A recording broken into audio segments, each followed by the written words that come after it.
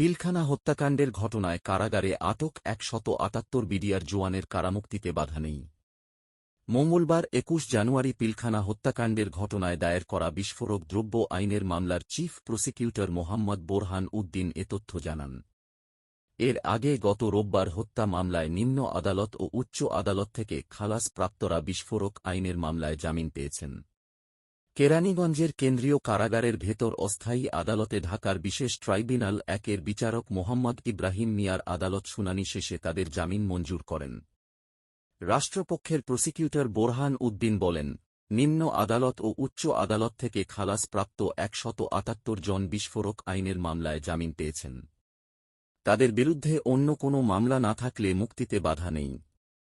২০০৯ সালের ২৫ ও ২৬ ফেব্রুয়ারি ঢাকার পিলখানায় সীমান্তরক্ষী বাহিনীর সদর দপ্তরে বিদ্রোহের ঘটনায় ৫৭ সেনা কর্মকর্তাসহ ৭৪ জন নিহত হন।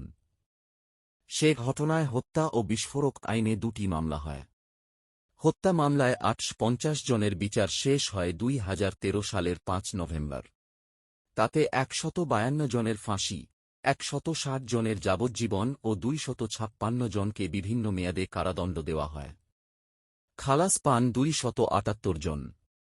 ২০১৭ সালের ২৭ নভেম্বর সেই মামলার ডেথ রেফারেন্স ও আপিলের রায়ও হয়ে যায় হাইকোর্টে। তাতে ১৩৯ আসামির মৃত্যুদণ্ড বহাল রাখা হয়।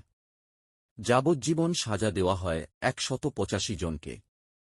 আরও ২২৮ জনকে দেওয়া হয় বিভিন্ন মেয়াদে সাজা, খালাস পান ২৮৩ জন। হাইকোর্টের রায়ের আগে ১৫ জনসহ সব মিলিয়ে ৫৪ জন আসামি মারা গেছেন। হত্যা মামলায় হাইকোর্টের দেওয়া রায়ের বিরুদ্ধে ২২৬ জন আসামি আপিল ও লিভ টু আপিল করেছেন।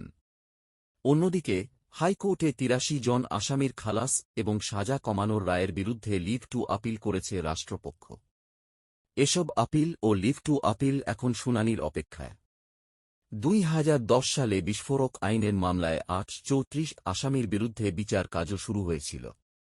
অন্তর্বর্তীকালীন সরকার দায়িত্ব নেওয়ার পর বিডিআর বিদ্রোহের ঘটনার তদন্ত পুনরায় শুরুর দাবি উঠছে। গত ১৯ ডিসেম্বর অভিযোগ নিয়ে আন্তর্জাতিক অপরাধ ট্রাইব্যুনালে যান শহীদ পরিবারের সদস্যরা।